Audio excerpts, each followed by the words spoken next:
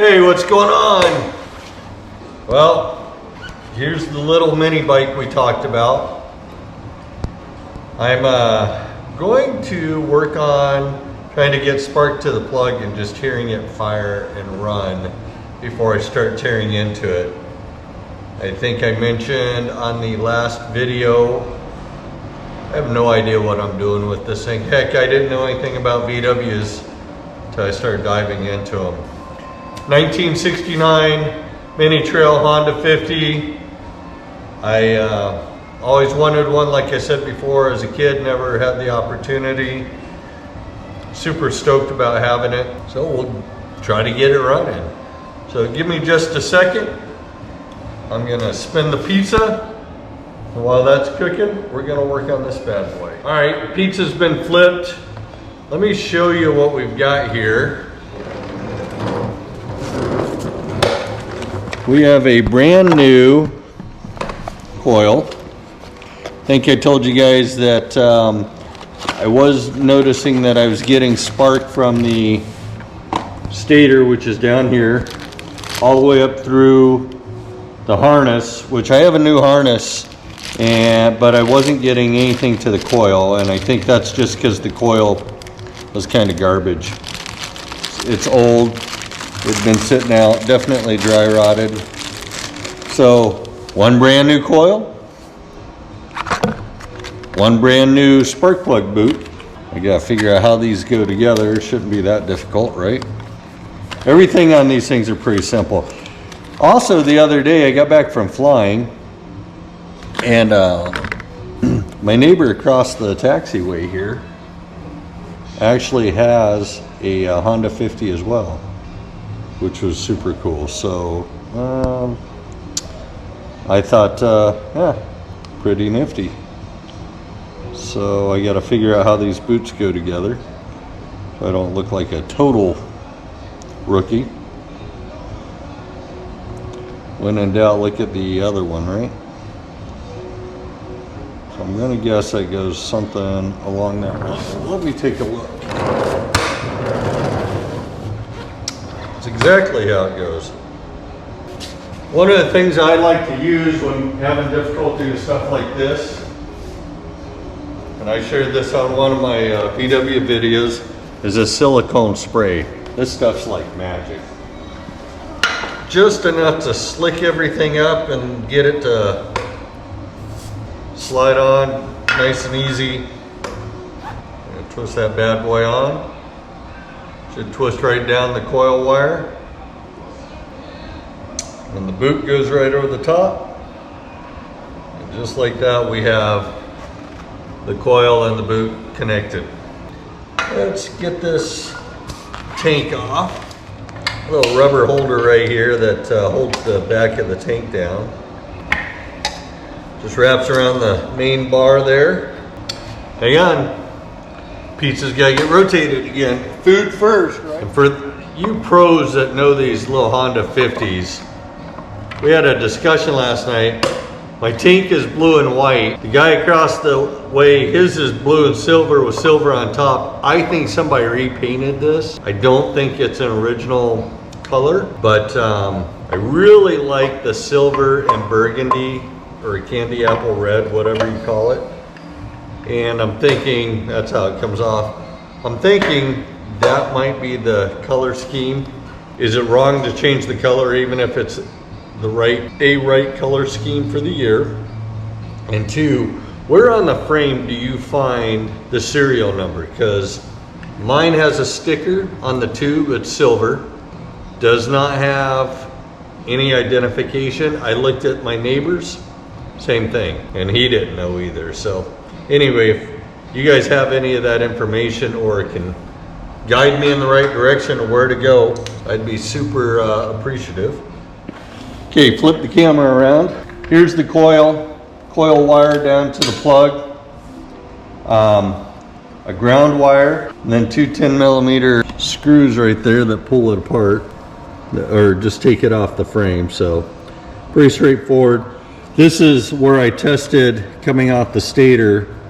I think it was the black wire. I'd have to look again, but I put a voltmeter on there, grounded it, and as I kicked it, I could see the voltage going up. So I know I got voltage all the way up to here, which was through the key switch, and did not get it here, which would then, I believe, kick the coil off, and then the coil then sends the signal down to generate the spark, or sends the current down. I am not a whiz-bang electrical guy or know anything about this, so if my terminology sounds like somebody that has no clue, then you signed up for the right channel. But hey, you gotta start somewhere, right? And that is not a 10 mil. Holy cow.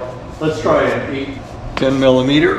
Was two sizes too big. I like simple projects like this. It's kind of cool. I'm excited to get started on it. I'm a little hesitant to really dig deep into it right now, only because I got too much going on that I don't want to get it apart and then end up taking forever to get the thing back up and going. So we're gonna just, in the reverse order, put this bad boy on. All right, and we're just gonna take what I assume is the ground wire. Again, I could be totally wrong about that. Let me pull the plug. Go ahead and pull the spark plug. I did buy a new plug. I bought a stator rebuild kit. I bought carburetor rebuild kit. I may have to take the carb off, and right now my whole goal is just to see if we get a little bit of spark. So what I'm gonna do is I'm gonna kick the engine, and I'm gonna look for spark right here between the electrode and the tip.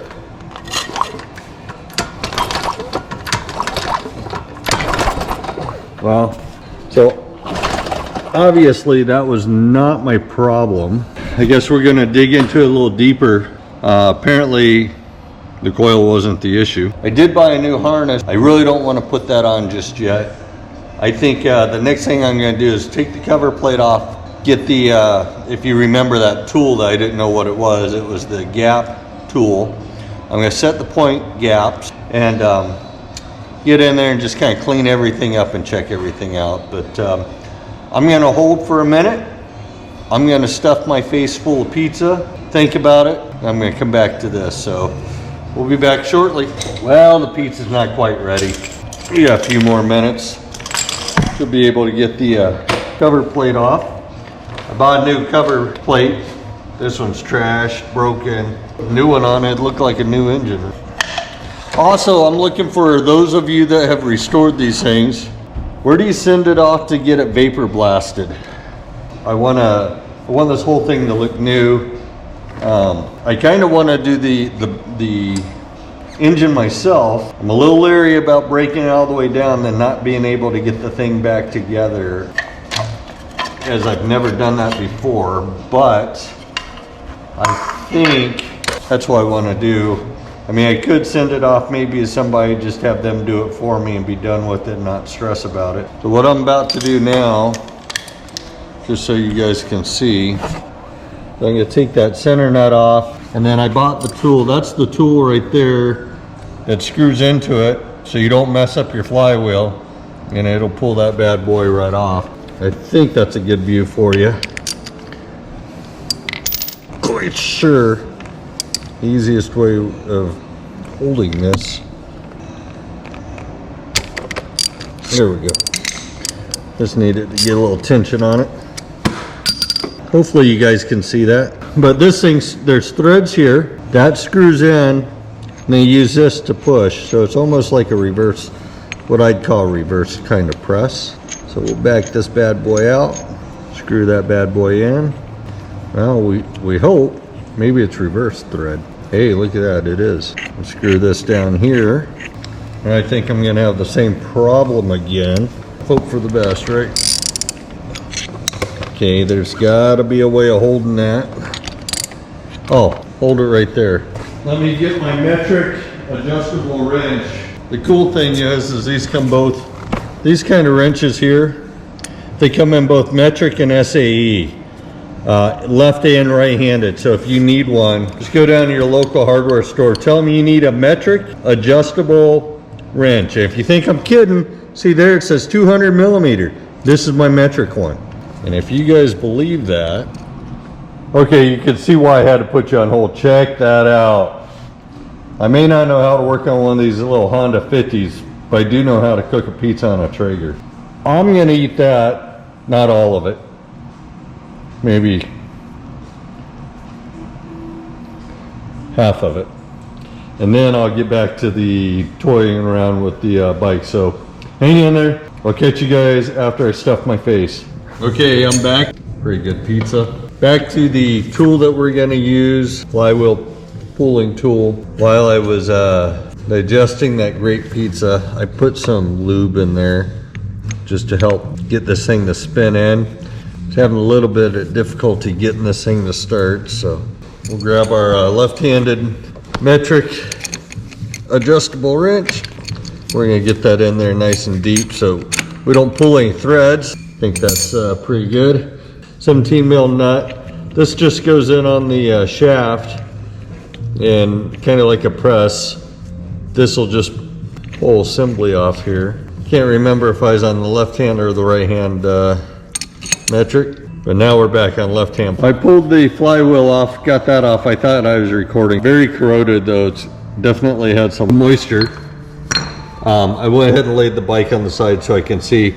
When I check the points here, I don't know if you guys can see that, but it definitely needs to be cleaned up. Yeah, kind of clean everything up. Like I said, I felt like I was getting power out of this up through the harness, and there is a way of checking that. And I could go ahead and put the new stator kit in, but I kind of want to wait since I'm gonna pull all this down anyway. So we'll go ahead and clean this up, put it back together, see if I get spark. If not, I'll have to rethink about the next piece. This isn't even close to the lobe, so I'll have to get everything to the point of opening and closing and then figure out if I'm within spec. So I'm not quite sure why, but the cam lobe isn't even come close to being able to hit this. And actually, I think I know why.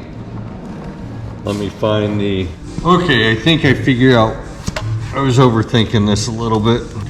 I kept thinking it had to go on this lobe here, but there's actually, it rides on this here.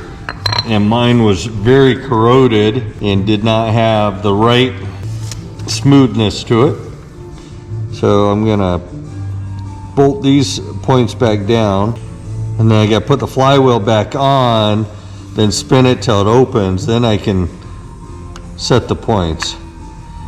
And for some reason I think there's a mark that it has to line up. I may have to refer to the Google Foo or the YouTube. Again, never done one of these bikes, so totally rookie mistake and rookie on everything. The VW is actually would ride on this, so that was kind of what I was going by, but yeah, we don't do that. So let's see if we can get perfect in the washer. Get the washer on, the nut on.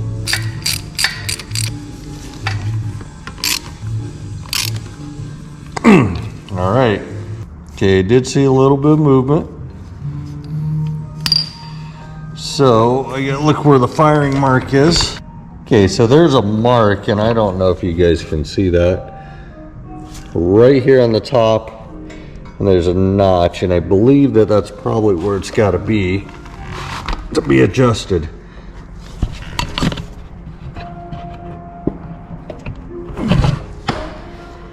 All right, so I'm not going to be able to do this at the same time, so I'm going to pause it. I'm going to adjust the points. Basically, you put your feeler gauge in right here, and then use a screwdriver. You get it to where it just drags, and then get the screwdriver in there. Or sorry, the feeler gauge in there till it just drags. Screwdriver in there, you open, close it till it's right, and then you lock it down. Okay, so we have the firing mark and the T mark. I doubt with the way I got the lighting you can see, but when that T mark lines up with the notch that's in the case, that's when I should have the points open and be able to set the gap. And the gap is 3 thousandths on this engine, 3 to 4 thousandths. Go ahead and go with the 3 thousandths. We'll slide that in there. We'll adjust it, get a little bit of a drag, lock it down, and we should be good to go. So I had to do a little bit of YouTubing just to make sure I had that process right. And again, I'm gonna set the bike over outside. Okay, so I'm on the mark. Go ahead and tip the bike back up. And we're gonna look to see if we've got spark. I think.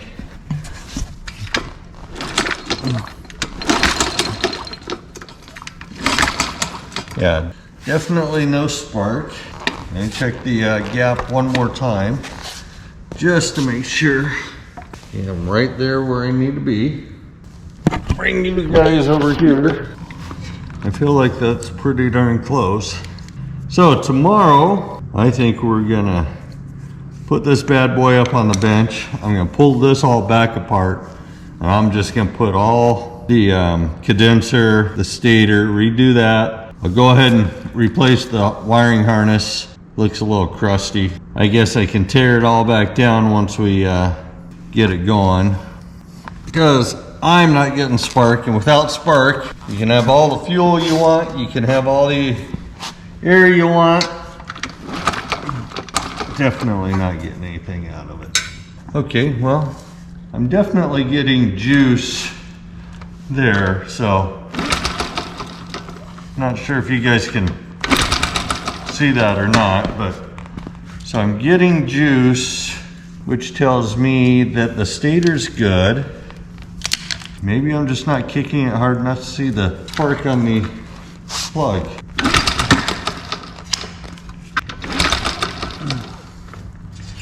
That to me is a little suspect, but I've got a friend that's really savvy on these, but I haven't been able to get a hold of him. All right, I'm gonna throw the tank on, throw a little bit of fuel in it.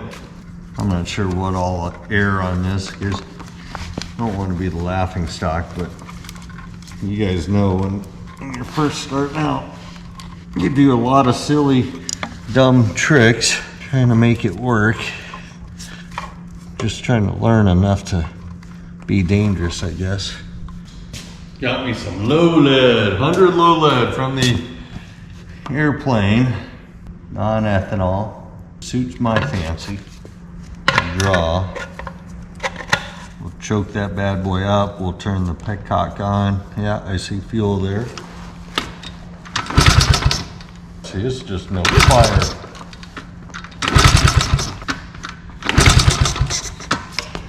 Interesting. Well, I'm gonna have to phone a friend, I think.